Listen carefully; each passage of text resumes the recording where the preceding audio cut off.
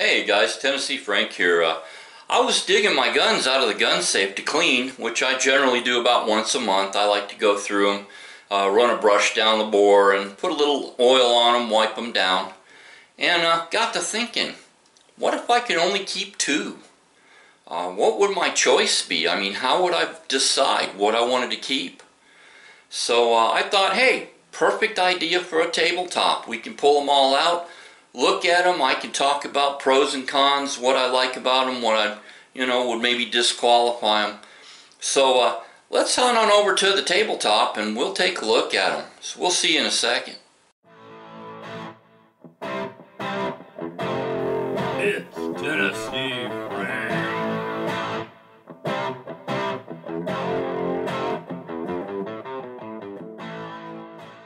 We're going to go ahead and take a look now at what would be available to me if that situation come up that I mentioned, where I could only keep two of the handguns that I have here on the table. And we'll go through each one and kind of explain its positives and negatives, just to kind of show why I would choose what I'm going to choose. So first and foremost, the first one we can kind of get out of the way, so to speak.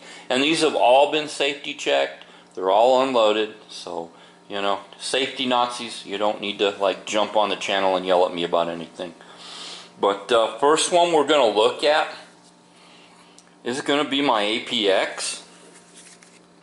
And I did get the new trigger spring in this. The gun is working now. And it's not a bad trigger pull, Talon grips. Overall, size is not bad. For everyday carry, this would be a good way to go. It would make a decent home defense gun. I was using it as a home defense gun there before things went kind of wonky with it. I did color the sights in, so they do glow in the dark when you hit them with a little bit of light. But despite all the positive features of this gun, the one negative feature I have on this would be for something for pocket carry or deep concealment. This gun is not going to be good for deep concealment. It's just a little bit too big. Like I said, for outside waistband or even a good inside waistband holster, it would be okay for standard everyday carry. But if I really had to like stick it in a pocket, there's no way this gun's going in a pocket. It's way too thick, going to be way too heavy. You got your options. I have 15 round magazines that go with it, so capacity's good. I got some 21 round mags and pulled the bottoms off of them and used them on the 15 to make them into 18 round. So yeah, I mean, capacity's good. But you're limited.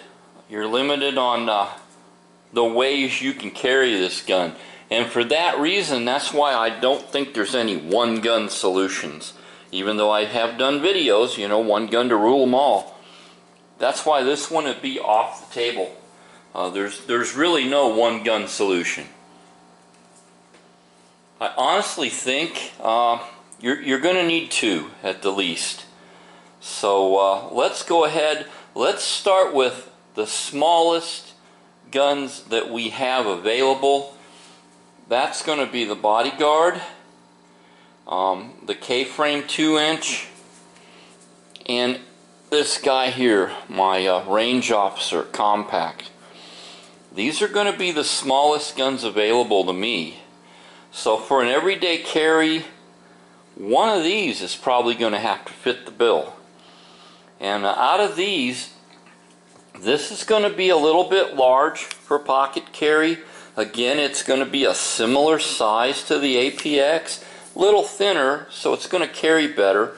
7+1 with the magazines I have. Factory mags are 6+1. So capacity is not huge in this gun, but it's not horrible. I mean, it is 45 caliber. But because of basically the size, we're going to have to take this gun off the table. That's going to move us to the two revolvers that are left. Of these, this K-frame, I mean, it's a 6-shot. That's nice. But it is kind of heavy, and it's a little bit wider. It's going to be bulky.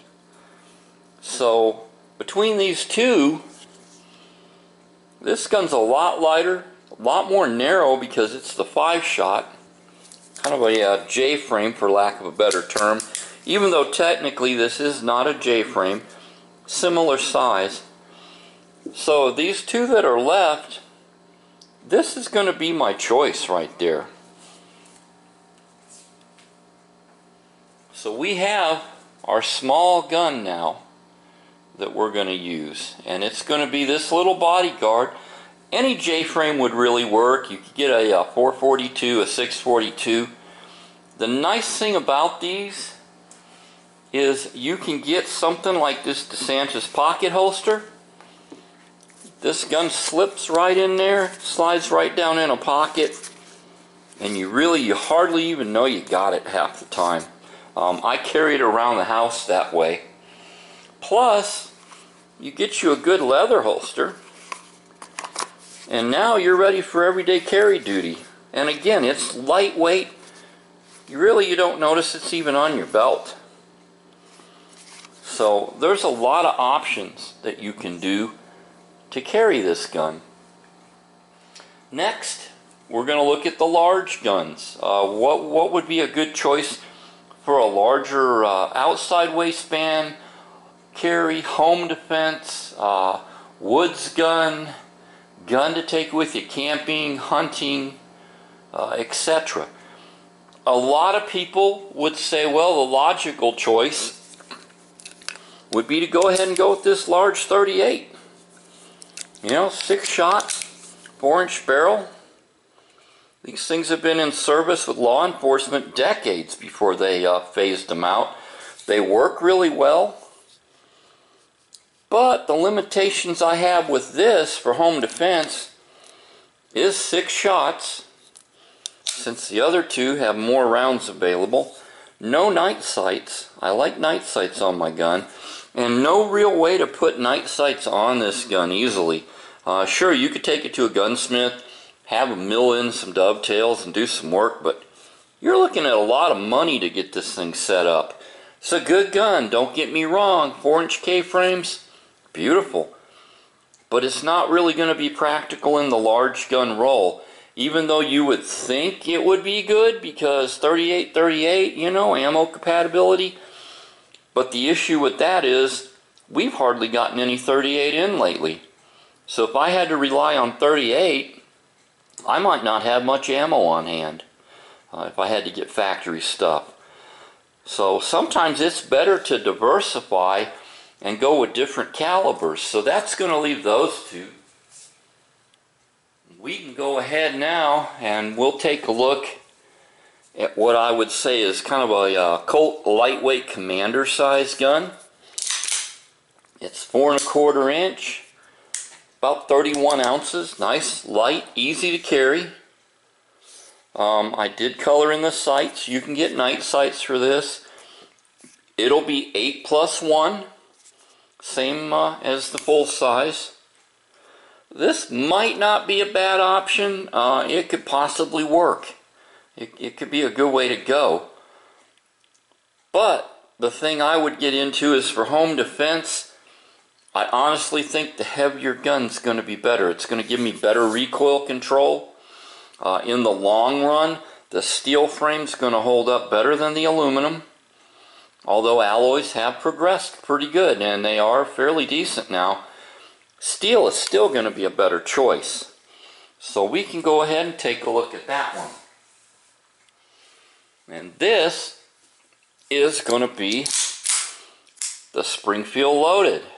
Full-size government model, 8+1, so you get 9 rounds. Full 5-inch barrel. I do have night sights on here now. Makes it perfect for home defense. I do wish it had a rail. Yeah, you can't get everything. I got lights by the bed, so that'll work. I put thin line grips on it. They just seem to fit my hand better with those. 41 ounces. It is heavier, But that's not necessarily a bad thing with this 45. That's going to help control recoil because it is a full steel frame.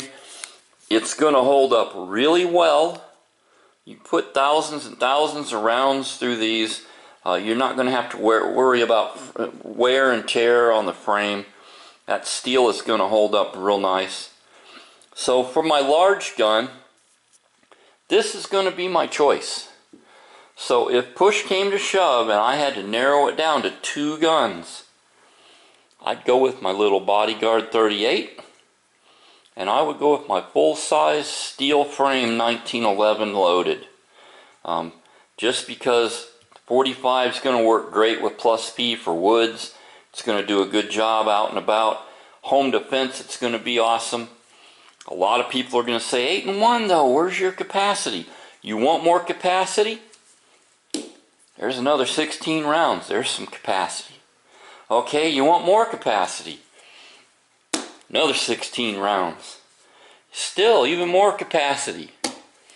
You know, same deal with this. 5 shots, they say, well, that's nothing. 5 shots.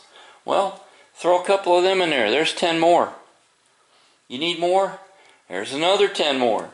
How about some more? There's 10 more. Another 10.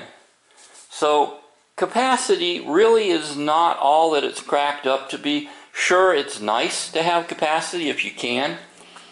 First and foremost, you need a gun that's lightweight, easy to carry, if it's going to be something every day. And you need something you can shoot really well.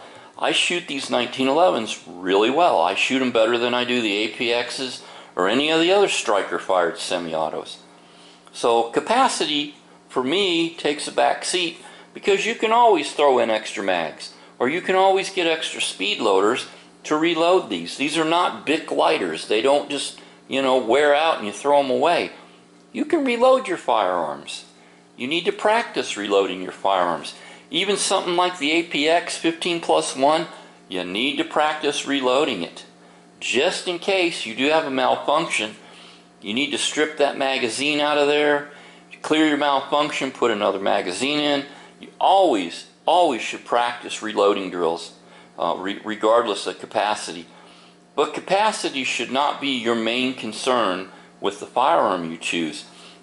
Find something that's lightweight, easy to carry, that you're going to carry, and you'll carry it. And then find something that you shoot well, that's going to be of a caliber that is going to be very versatile. 45 ACP, very versatile. They made advancements in 9, sure. So now it rivals the 45. Those same advancements they put into the 45. So it's gotten even better too. So it's not been sitting stagnant. It's even better than it used to be too. So this is going to be my choice. These two right here. 38 Special, little J frame, full-size government model all steel frame. If I had to cut it down to 2 handguns, those would be my choices. So I hope you enjoyed the video, and as always, like, share, and subscribe, and we'll talk to you later. Like I always say, either we stand up for our rights or we'll sit by and watch them go away. Y'all have an awesome rest of the day. Tennessee Frank out of here.